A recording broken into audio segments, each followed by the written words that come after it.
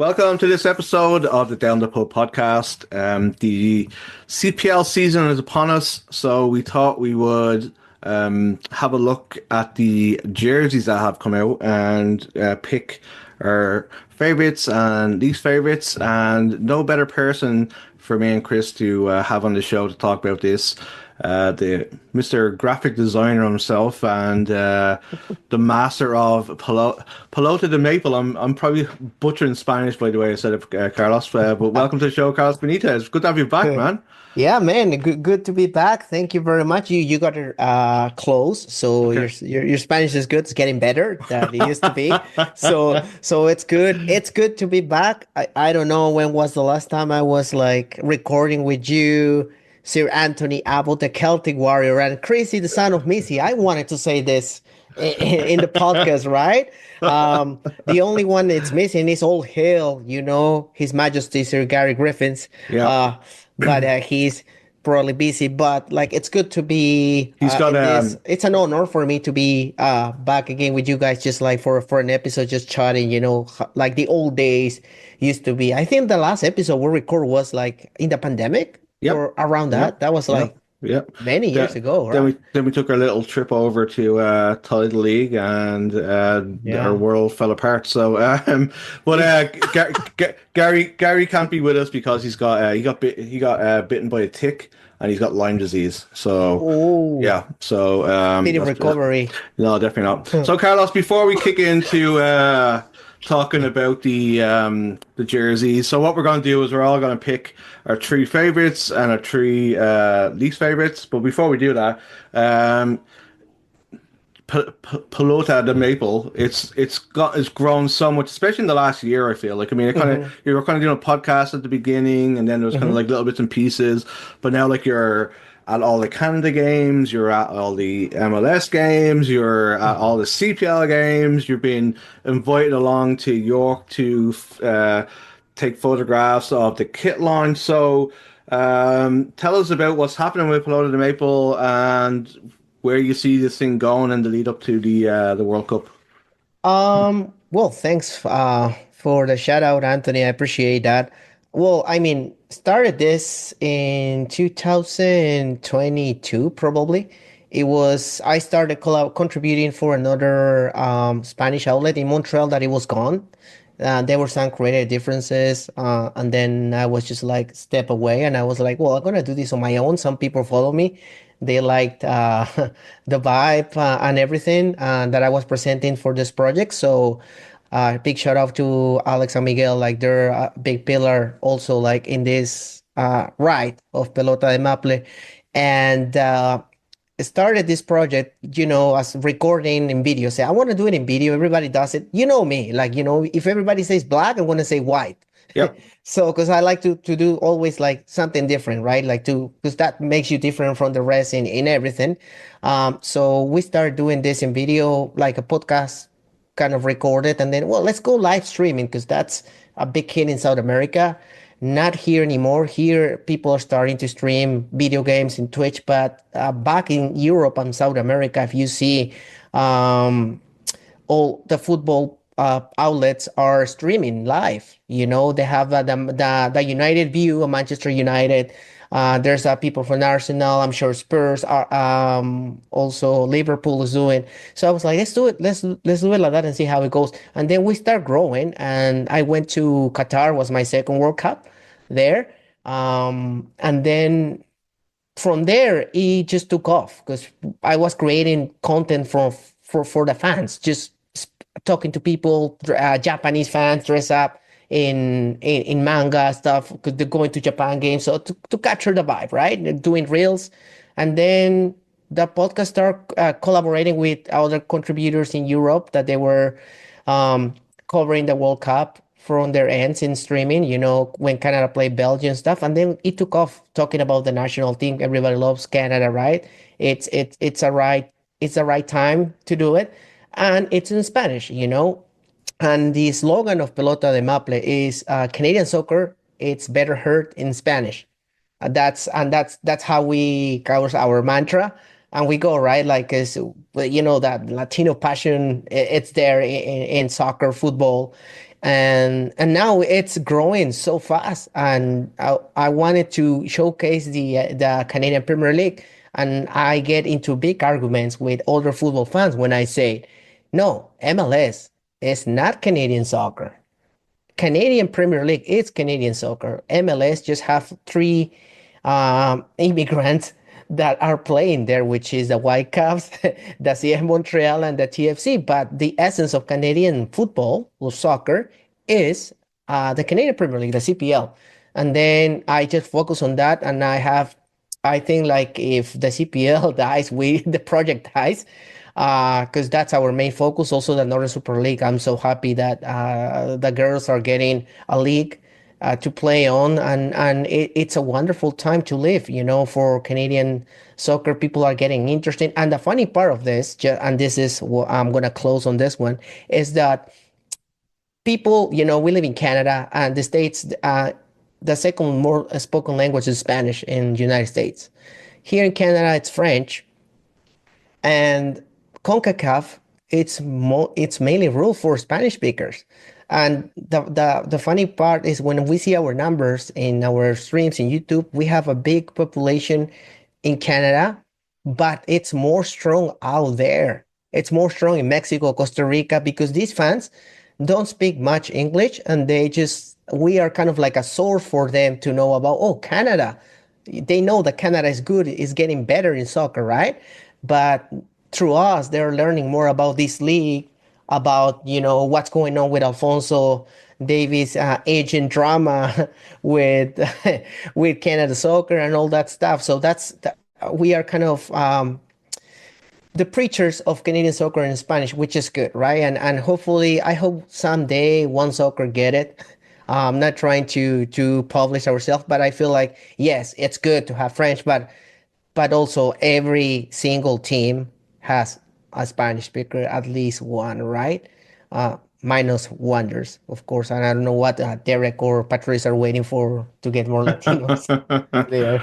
But like I'm really glad you're kind of still focusing in on the Premier League, the CPL, because it's so easy, and obviously the NSL, but it's so easy just to fall into the trap of the MLS has the bigger names and all that kind of stuff. But having tried to be in that space when we were doing it together and trying to deal with the way the media does stuff, it's a difficult Mhm. market to crack, because you're trying to help, you're trying to grow a game, and you're trying to like become part of it, and you're kind of always made to feel like an outsider, and it's very difficult to get inside, and like people just don't want to pull on the rope with you. So I'm kind of glad that you're keeping the CPL part of your content going, and it's great to hear that it's being picked up outside of Canada, because the game will grow organically here, but we need it to grow outside too, for us to start making money and for Mhm. bigger, better talents to come over. So yeah, it's pretty awesome.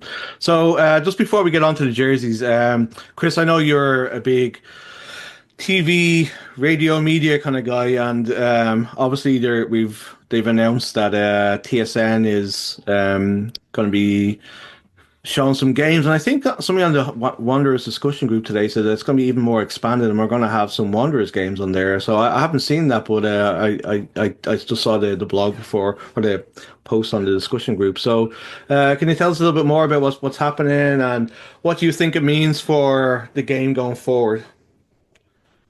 Yeah, one of my big worries when they first announced the schedule was it kind of felt like a trial. Like we're going to get, I think it was 6 games they initially announced. And then we see how sometimes things go on both Sportsnet and TSN. Maybe the ratings don't hit a certain peak, and next thing you know, it's gone into the abyss. And that's normally a death wish for a lot of leagues. And I'm not saying that that's the situation with the CPL, but I think from the outside looking in, a lot of people are seeing it as that. The CEBL, for example, were able to parlay their TSN deal into a lot of different local deals and radio deals. So some of the franchises there have a lot of security and backing. So this today, the announcement today, and the CPL today, I mean, they took over the news waves. I tweeted, And I think they had 4 pretty big headline stories today, and I'm sure we're going to get to them. And this is one of the big ones. The league expanded the schedule that they announced by, I think, 5 or 6 more games. And one of the more important aspects for us as Wanderers fans is we're going to get 3 of the 4 games in May. Off the top of my head, I think it's the May 3rd, May 10th, and May 24th. Don't quote me on those dates. I'm sure the fans know that are listening right now. But I have them here if you need them. Yeah, are those the 3 dates? Yeah, you got them right. Against Forge Cats, Yep. and we're gonna play also Ottawa, which is perfect because those are the 3 top clubs in the league. Cavalry and Forge, perennial, and then on paper over the last 2 years, Ottawa is Ottawa, and it feels like they're really leaning into the fact that their club is going to be on TSN. Their fans are doing a really good job of really reaching out to friends and family. The club are advertising at Senators games who have the TSN deal. They're advertising at 67s games who have the TSN deal. They're advertising on radio. There's billboards. Ottawa, in terms of marketing and advertising, they're top of the league this offseason from what I've been seeing and reading. So credit to them. I'm excited because I think what's happened here is maybe these things were kind of already in cycle, just knowing how the modern day sports media space is working. Committing to things takes a lot of time, a lot of effort. Look at this recent NHL deal. TSN and Sportsnet were going up against the likes of Amazon and Apple, who have unlimited money. And in the end, Rogers were still able to pony up more money than everybody else. So you're looking at a media space and marketing space that's very pigeonholed right now. We're at a hockey market, no surprise, no nothing. But one of the things that I think that we can take positivity from this is that maybe TSN's executives saw the response, the buzz, the reactions, people actually contacting TSN and saying, thank you guys for finally doing this, seeing the posts on social media, seeing the response from fans like us on Facebook, on Twitter, on Instagram. Maybe they realized, what were we waiting for? Let's see what we can do here. Not having a Halifax game on the initial schedule, I think, kind of pissed everybody off, but seeing how they had the markets a little bit scheduled out, they're trying to minimize their costs as well, taking the trucks from bit to bit. I know TSN are going to be helping out with the production. I'm not 100% sure what the split is going to be, but I'm assuming Media Pro, One Soccer, owned by the league, are going to be taking care of a lot of the hard stuff. So one of the questions that I've heard from a few people, and it's kind of come up today, is what is the league's agreement with TSN? Is it TSN's actually hooking the league up with a couple of bucks because they need some time slots filled? I doubt that's what it is. But possibly that's what it is. The more likely scenarios is there's some back scratching going on, maybe some commercial costs going one way, cut going the other way. There's also the possibility, much like with the CEBL, that the league could be saying, hey, TSN, can you put us on blah, blah, blah, blah, blah. The reason I don't think that's the case, and I'll kind of cut this here because I could go on all about this, especially since it looks like we've got games through June. So very exciting to see how we're going to challenge the summer schedule as well before hockey comes back into the fold in September and October, because that's the CPL's apex. That's the playoffs. That's the end of the season. How is that going to compete with the new season? Are we going to be able to compete with Major League Baseball, with the NHL as it's in its playoffs in May and June as well? But the one thing that I'm really, really, really going to be intrigued about, and I've thought about it a lot, and, we've talked about it a little bit away from it, the NSL. How are they going to commingle and interact now? Because we know that there's been a difference within most of the markets that have both CPL and NSL markets. Now they're in a shared space by force. So what's going to happen? How is that commingling going to work out? Is there going to be any?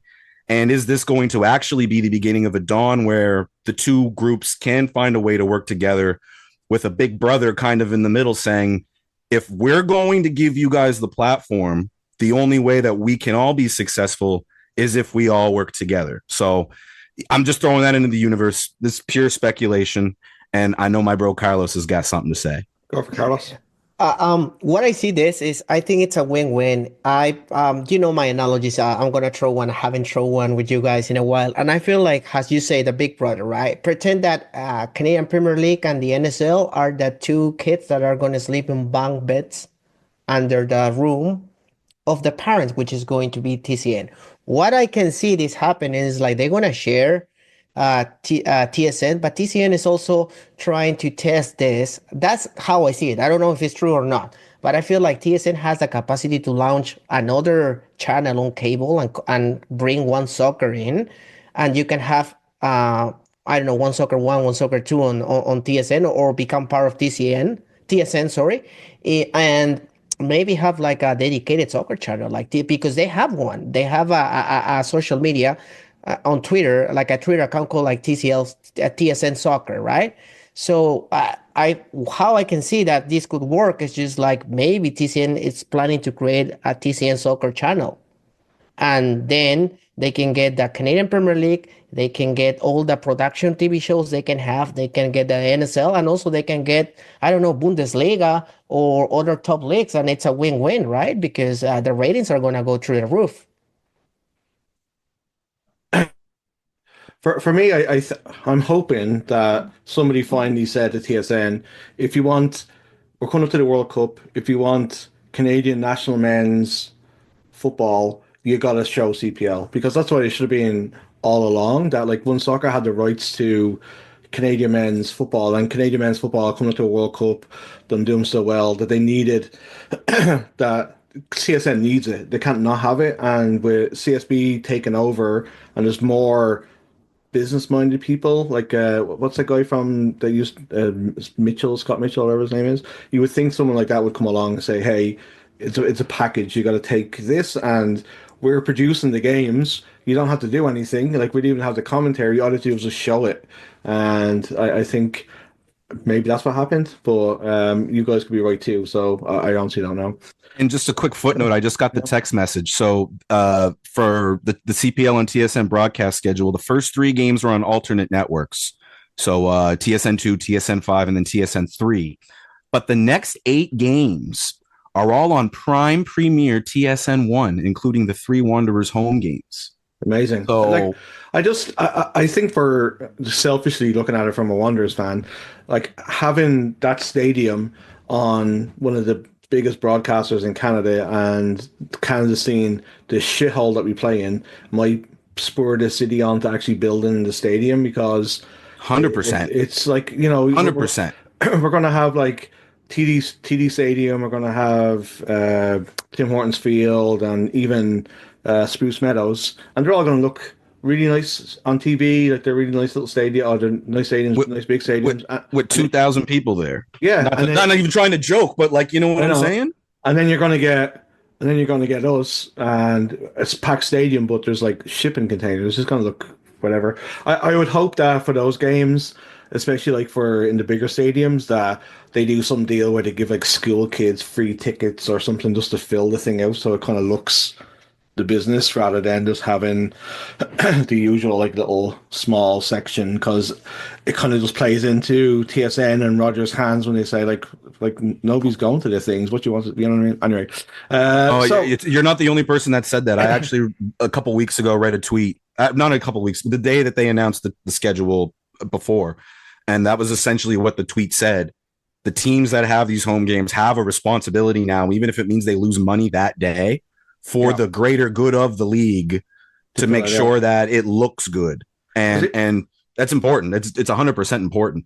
And I like what you said about the stadium thing too, because every time when the Briar's here, when the World Juniors are here, whenever anything is in Halifax, they take care of the Metro Center, the Scotiabank Center, every time. And the city will chip money in, even though it's like sort of a privately owned facility. The city will chip in the money because the city is going to get the infrastructure from, or not the infrastructure, the what's the word I'm looking for? Goodness gracious, the people are coming to town, the revenue, the people are coming to town, which then becomes the infrastructure, which then parlays into bigger events. That's where the infrastructure was coming from, Chris.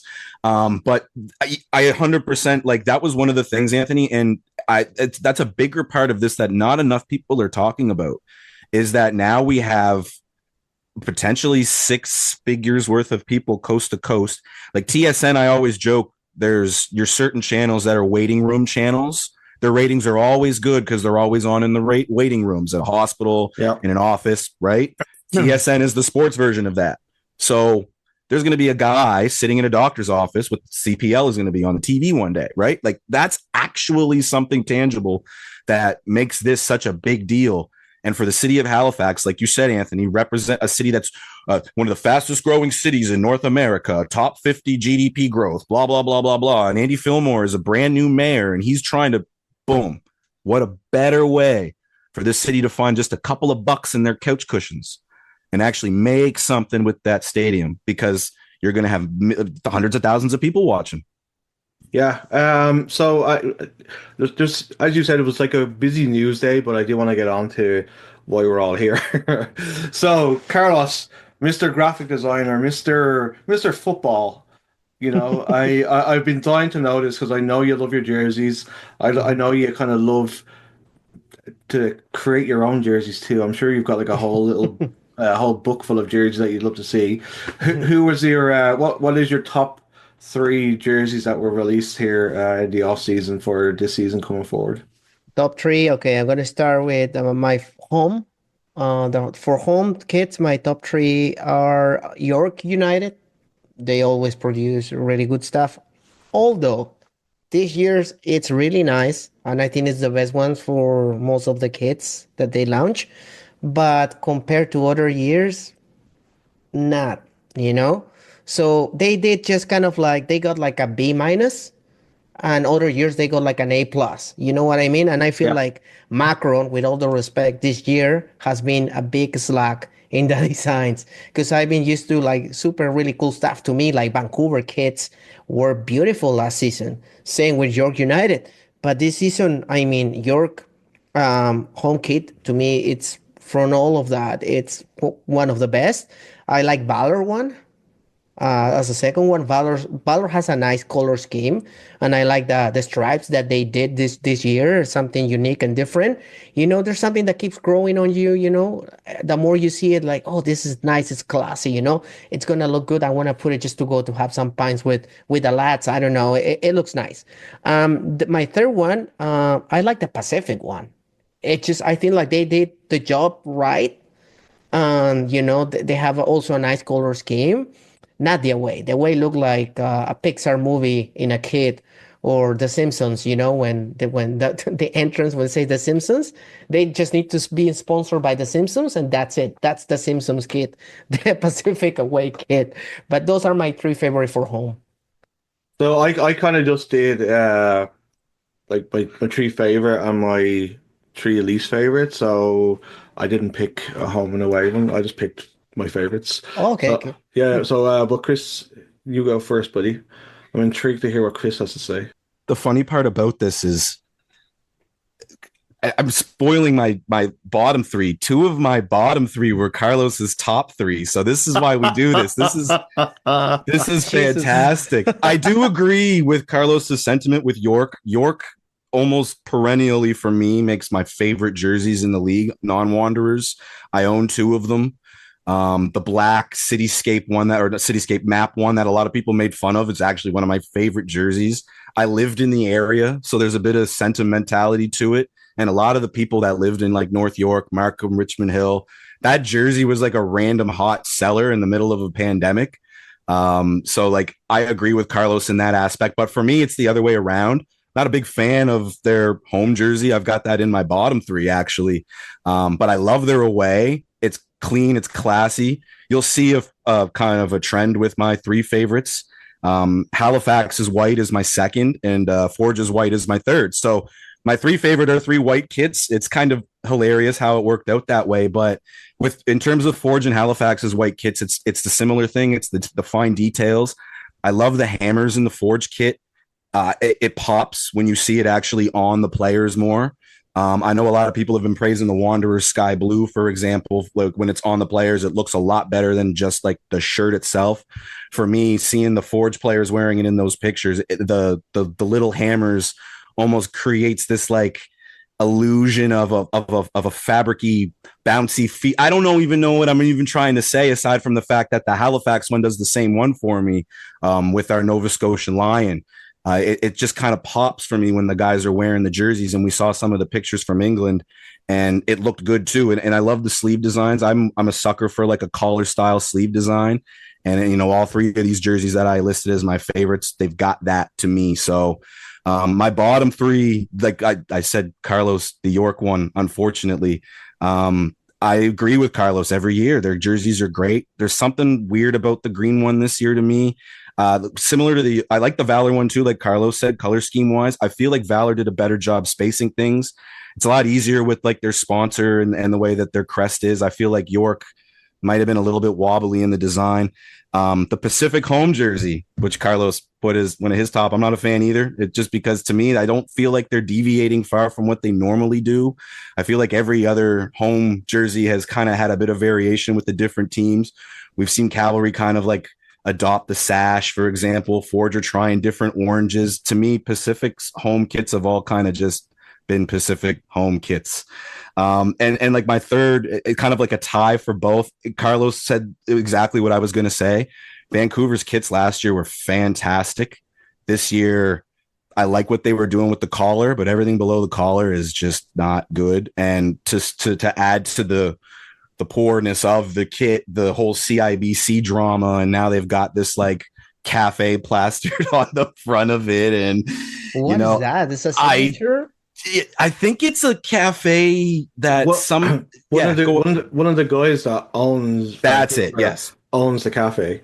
Yeah. So I think they panicked at the last minute and were like, CIBC have pulled out. What the fuck can we do? Well, we can stick my cafe logo on the jersey.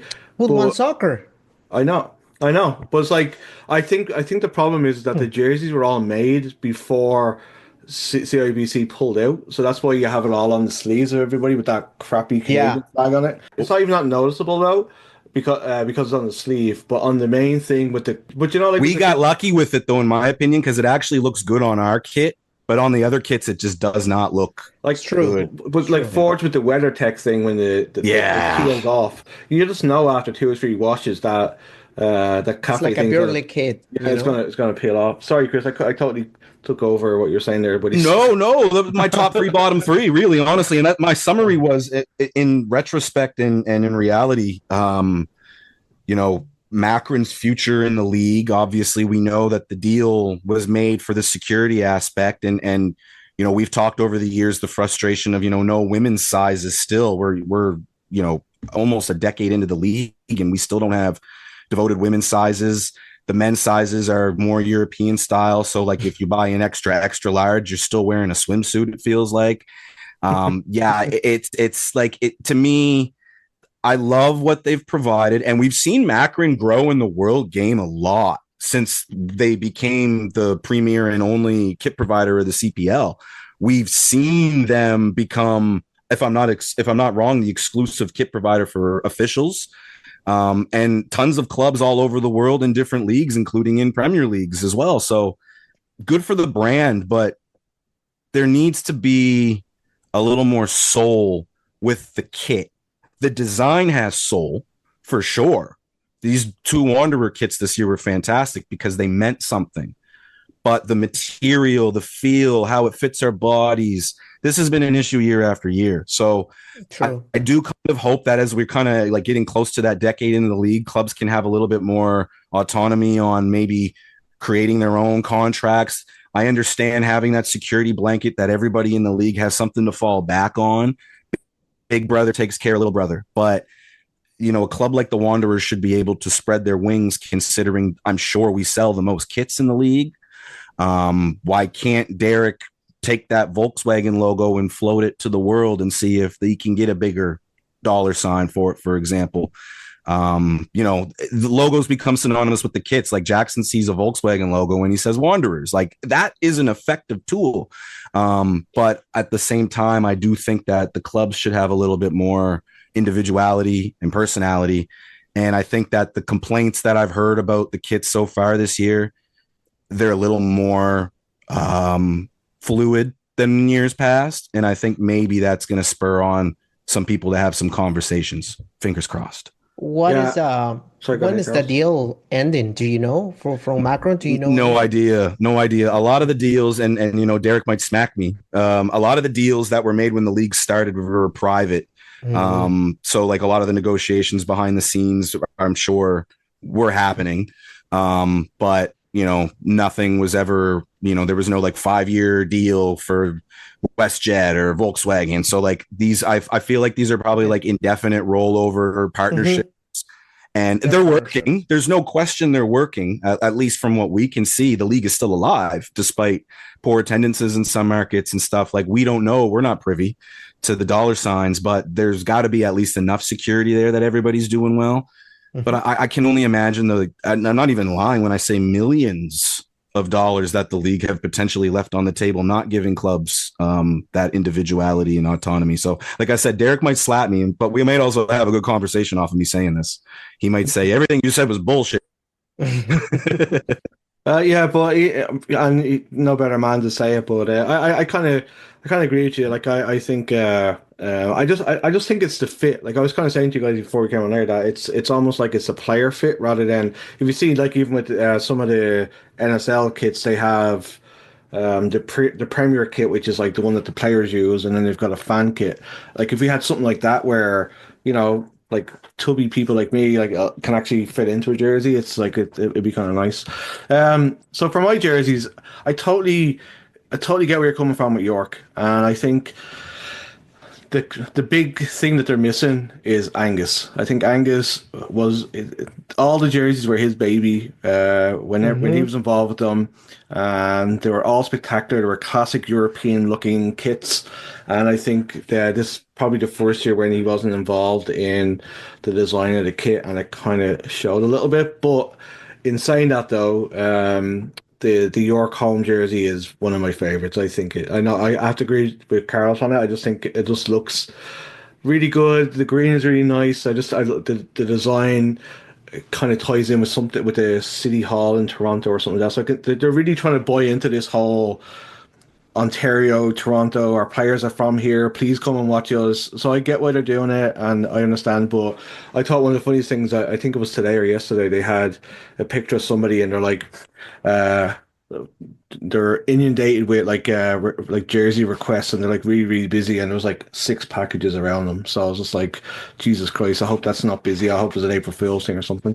But yeah, that jersey was nice. The Valor away one is phenomenal. I think when I saw it first, I was like, wow. Usually, Valor's kits, I'm not always the biggest fan of to put it because it's like it's very hard to do anything with that burgundy, winey color that they have going on.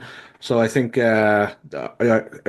both of their jerseys took me by surprise. The home one looks like Hull City, but it's a very nice jersey. But the away one just whoever made him this year did a great job. And then I agree with Chris. The Wanderers away one I think was it's one of those that like it's when you see it from far away, it kind of looks like something we've done before, but the when you get up close and you get to see like the line on it, The bossing. Yeah. yeah, it looks classy and it's really really nice. But I also want to give a shout out to the Cavs away one. I don't normally like Cavalry's jersey, but I think they did a really good job. Apart from the weird 50 Spruce Meadows thing on the back. Yeah, that look like a Lane chocolate logo on the Yes, back. yes. They should have like that should have been like a sleeve thing or something. You know what Yeah. I mean? But anyway, it's really nice. I'll just do my worst three, Carlos, and then I'll pop it back to you. So I have to agree with you guys with the Vancouver home and away thing. I think if it had been a CIBC on there, that they probably wouldn't have been as bad. But it's just so cheaply done, and like we're trying to be a professional league, and we're trying to like show that this is a league that means business, and then we have cheap shit like that with a like like just from the photographs. The first thing I did, I think I sent it in the group, Chris. I was just like, you can see the CIBC through it. Like it just looks terrible, and within 3 or 4 washes, that thing's gonna come off, and we'll all be back to seeing CIBC on the Vancouver jersey. So both of their jerseys were in my worst.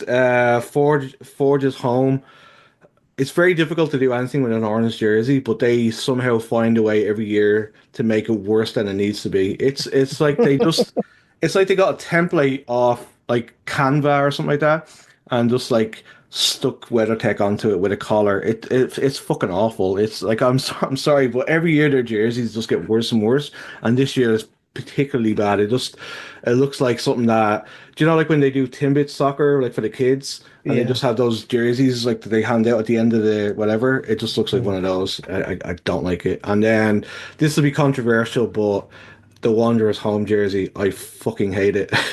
I absolutely hate it. I think it looks horrible. So a very good person, a very good friend of mine said that it looks like somebody spilled like Clorox all over it. It just. Yeah, I told you that. I told you that. You know what though? It's not controversial, and I'm only going to say this because before the kit was released, and credit to everybody who was at the kit launch and everybody who knew what it looked like and stuff, nobody leaked really much information about it. I think none of us even knew. Anthony, No, like you, no. me, Gary, like we never knew any. Gary knew, but didn't really even. Like Gary said, I didn't see much of the kit. The shots I did, we didn't have the kit on. I only saw it with Rampy, and I couldn't even tell you what it looked like. It's basically how Gary described it. But a friend of the show, James Jansen, actually said he thinks that this is going to split the fan base. And I do think that it's more majority like it. But I do think that there's more people, Anthony, that are kind of like the silent majority too at the same time that are like you. So I think you might have started a revolution of people are going to start speaking Yeah, now and saying, I agree with Anthony. like I know they had to try and do something different, and I get it. Like they're trying to, especially this year where they've had to amalgamate the kitchen into one, and they're trying to like keep everybody kind of happy and cool. And I get the idea behind it, and like I understand it, but just I just think it looks fucking terrible. I'm sorry. It just looks like Yeah. somebody just looks like somebody made an awful mess on something, and yeah, Yeah. I can't get behind it. Like when I saw the guys come on stage with at the kit launch, I was like, that's kind of different. And then when I actually like walked over and looked at it, I was just like, fucking hell, that's kind of grim. So I yeah, like think, yeah. the away one, love it, one of my favorites. Home Mhm. one, jog on.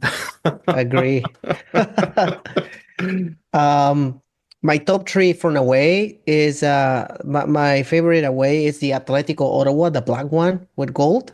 I Nice. like that one. Yep. My second favorite is the Wanderers away kit with the rampant lion embossing.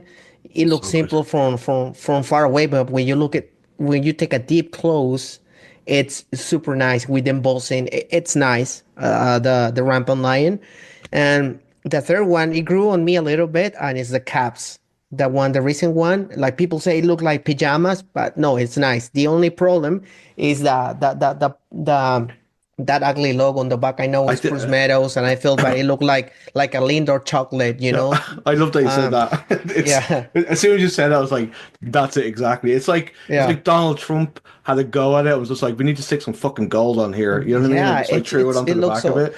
It's just Why you don't put the Lindor bunny? You know, have you seen those that's in yeah, Walmart for yeah. Easter? Yeah, it looked like they just like placed one over there. It looks terrible.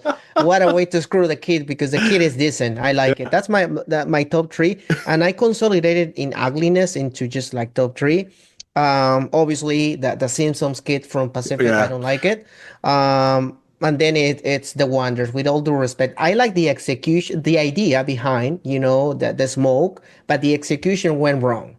This one, like the Wonders kid look like when you do your when you wash your jerseys, you put them inside out and throw it into the machine. But when you throw any Wonder jersey inside out, it has a white thing, right? And normally you add Clorox to make whiter your white clothes. And I think like somebody got mistaken and they saw the jerseys inside out and they were originally blue and they dropped Clorox and then that's how they turn out because honestly, I don't like them to be honest. And with all the respect, I know people are gonna hate me, probably Derek, but he had a hint that I already didn't like them. But I don't know. I feel like I like the idea, but the execution of the smoke that resembles the kitchen, it was not done I properly, in my opinion. But this is art is subjective, yeah. design is subjective. Some people like pasta, some people like Mexican food, some people like Chinese food.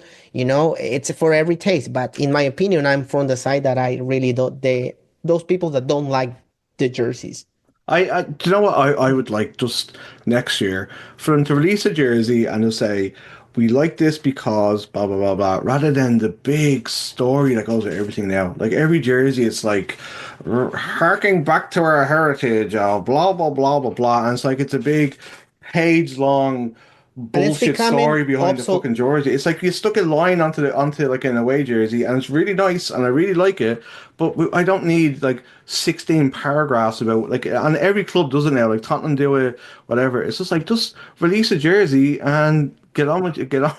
You know what I It's mean? it's Like, becoming it's becoming over saturating, and I feel like, and no disrespect to the club, but they keep doing this over and over. And if you see, York is taking one step aside, like they're doing these like short videos, well shooted with, like the players using it. You see caps, in the stadium, and they hire models and do it.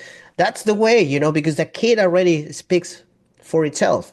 You don't need to come with an. I love narratives, and I think I like the story behind, but I feel like over the years we keep overusing and overusing and overusing the sub concepts. And there's it's good to make it a couple years, but when you overdo things over and over and over, it becomes meh. What's the yeah, surprise, and I'm yeah, sure that maybe next year, I hope they come with something different, but like not the story behind. And you know um we have the best supporters in the league, and I'm not saying that because I'm a Wander fan. It's just because we do have the best supporters in the league. We've been showing there since day one. But I feel like that narrative also, like, have to be changed. Like, show me something different, yeah. it's like, going there and telling everybody the same thing over and over and over. Yeah, I get it, and it's like it's still I know it's still early days in the league, and they Mhm. have to sell jerseys. That's the thing. It's like I always thought it'd be kind of nice that I think it was Luton who did it, where they kept the same jersey for 2 years and to kind of help out their fans and stuff like that. Like it's expensive. Like I mean, like the Yes. women's jerseys were really expensive, and like even like $125 plus tax for a Wanderers jersey is like, and that's without a name on the back. But of course, was that whole debacle where they put the price up with the customization included. It's expensive, you know what I mean? And then like you've got like your season ticket to go on top of it, so like you're already in the hole by like what, Mhm. 400 $500 plus the cost of a jersey. And if you've got kids, something on top, so it's an expensive business, and I think it will be a nice gesture that maybe like the away jersey or the way they do the community kit, maybe keep that for 2 years, and then like still use it in the odd game, not like every game, obviously, just to kind of give parents maybe a little bit of a break, just to not have to keep forking out so much money every year on kits. Anyway, that's my rant done. So just before I let you guys go, Carlos, thank you so much. I really do miss like your little analogies and those little random things you come up with, like the Lindor bunny kind of thing. There's new rules released in for domestic players and international players, and they released a list of players who are, because they've been so loyal to the league, they've been given domestic player status. And I know that one of Chris's heroes, Rampy, was included in that, which was great to see, Mr. Day One Wanderer. So, Chris, can you just kind of explain to people what the new rules are? And Carlos, you can just follow up then from Chris and just let me know what you think. You think it's a Mhm. good idea? Are you happy with it? Go ahead, Mhm. Chris. Yeah, man. When you sent that in the group, I literally said out loud, fucking finally. And I know it takes, the league had to grow. And from the beginning, we knew there was going to be international flavor. We knew the league needed international flavor. You can't grow as a domestic league without having different footballing cultures coming to your country and showing you how it's done. So from the beginning, I always kind of had an idea that the CPL was still going to be very, very uh, open to having that international culture come in. And we see what's happened with York. We see how Cavalry have almost touched every corner of the globe trying to find nooks and crannies for their club. Even though it's the Canadian Premier League, it's for Canadian players, it's to develop young Canadian players. The international players have been as much a part of this league's history as any. So on one hand, I'm extremely happy that it's happened. You talked about the list of players, Anthony, from Rampy to AAJ to Cisse to just guys who have Diaz, guys who have come and gone, who clearly love the league enough and have given the league, their heart and soul from a footballing perspective, to have that reward, to not be a burden on a team really to an extent, because the international spot we've seen, similar to with the under 21 minutes, the intention is good, but it has also become kind of a burden or a weight, where fans expect these international roster spots to be filled when you don't really want them to be filled, if that makes any sense, if the purpose of the league is fulfilling. Again, like I said, we want and need, and thank goodness for international flavor in this league, because who knows where it would be right now without it. My only gripe is that it's taken so long. Now, to give the CPL credit, standard, usually, typically internationally, Carlos can correct me on this if I'm wrong as well, it's usually 4 to 5 years a league will give a player before they kind of get into that naturalization. Now, when you are trained by a club under 21, normally that parlays a little bit. So like if you're an under 21 or if you're with a club for 2 years as an under 21, for example, you qualify as a domestic player. So we've seen some of the biggest clubs in the world kind of manipulate that in the Champions League registration, for example, where, yeah, sure, you've got 18 guys that aren't from your country, but you've got 7 youth players that may not also be from your country, but they were trained at your club technically. So I think that the CPL, the intention of everything, like I said from the beginning, all the roster spots, all the ideas, the intentions are good. Sometimes the execution has not worked out. To me, this is long overdue. And what this is also going to do on 2 fronts, your international players that are in the league now will now have that reason to stay. I'm not going to mention any names or anything, but I know on multiple fronts that there have been players over the years who have been let go by CPL clubs because of their international status, not because they're an international player, but that's the constraint that having those limited spots can, put on clubs as they're trying to build within a salary cap structure, which also slightly went up. I think it was 5% or something like that. So that's the one thing that to me is a good thing, is that the CPL realizes that we're not, and I like that Noonan said we're a choice league, and he's not wrong. We've seen guys stay here, way more than I ever thought. But I also do believe that you want to encourage guys that do come to the league, that do come to the country, to want to stay here. And if they're not a burden by being an international player, they don't have to worry about, from a personal perspective, getting their residency, getting their citizenship. We've had Wanderers who couldn't become Canadian citizens just because of the way things work back in their home countries. They don't want to lose their citizenship from where they're from. But the beauty of a country like Canada is you can come here, we'll accept you. You're one of us, essentially, when you're here, and we will treat you as one of us when you're here. We know that there's an underbelly of this country that's not pretty, but I know both you guys, as people who have come to Canada, can say that the life that you live here is pretty damn good, and it's greater than it is in a lot of other places in the world. Is it the best? No. But it's an aspect that I think from a footballing perspective, if we want the CPL to grow, rules like this are very important, both from that social and personal perspective, but also very importantly from a professional perspective. We're now kind of on par with those other leagues who have these type of rules. It's long overdue, in my opinion, but it's a good thing, I think, for the league.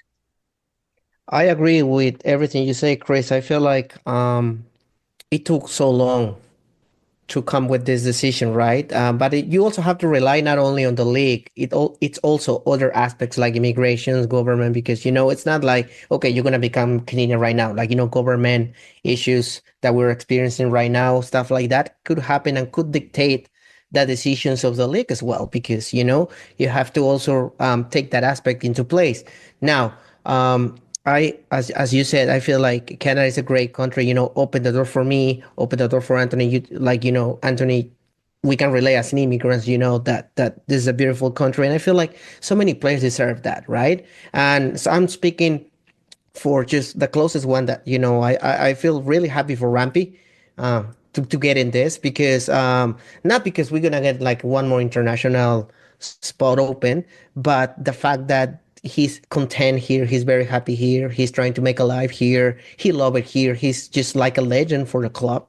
it helps him, and I feel like um, the club has a saying that says together from a ways, and I feel like that mantra should apply for all the teams in the league. And I feel like that together from a ways that we embrace as the Wanderers has been applied by the Canadian Premier League by taking this decision.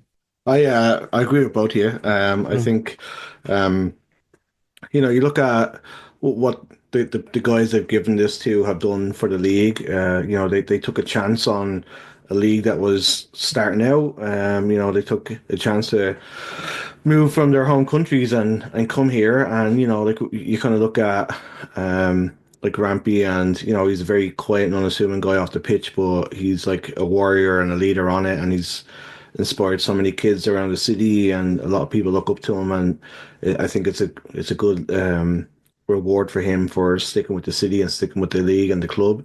And I think it's a good thing they should be doing it, like going forward. So yeah, I think it's as Carlos says, long overdue. And I think we've, I look at, although I see Rampy playing for Trinidad and Tobago, he's just as Canadian as anybody else I know, because he's been here and he's been part of the club and stuff like that. So, boys, it's been great catching up again. I feel like there's, as we said, there's so much stuff to go through, but we could be here all night. But I don't want a 47-hour podcast, so to edit. So, Carlos, thanks so much for coming back on. It's been great catching up, and I'm so happy that everything's going full steam ahead for you with Pelota de Maple. Maple. There we go. See, I'm getting there. Maple. So where can people follow? I know you said you've started a website now, and so what's the website, and where can people kind of catch up with you on social media? Yeah, they can go to pelotademaple.com. We're having articles every day. We have a bunch of contributors that are writing now for us, and also follow Pelota de Maple every social media. We're in Twitter. We're in X. We are in, even we don't use the account of the butterfly. What's the name? Blue Sky. Blue Sky, yeah. Yeah. We just opened one just to secure the handle, and TikTok, Instagram. We have live streams Tuesdays and Thursdays. Tuesday we have a dedicated program just for Canadian Premier League CPL, and Thursdays it's about Canadian soccer. Our Canadian internationals and what's going on in the world of the men's and women's national teams. So it's so much content to produce. So thanks for the shout, and thanks again. It's been an honor to share the table again with you, Anthony, and you, Chris. It's been a while, so I feel like the old times, and thanks. And I hope it's not the last time that I come here. But I always listen to you guys. I always, when I go to work and I come home here walking, I always put down the pub, when you guys release, and you guys are doing a fantastic job. Shout out to Sir Gary Griffiths as well, His Majesty. He's very insightful. Learn so much from you guys, and keep it on. Like, it's just, you guys the authorized voice of Wanderers in Nova Scotia. You guys been here from the beginning, and believe it or not, you guys are the OGs. So you guys, to me, are the authorized voice of the Wanderers. Thanks, man. And you are too. And you are too. Don't just look at us. All right, boys. Can't wait for the season to start. Come on, you Wanderers, and I'll talk to you soon. Come on, you Wanderers. Take care, lads. Thanks a mil. Votes,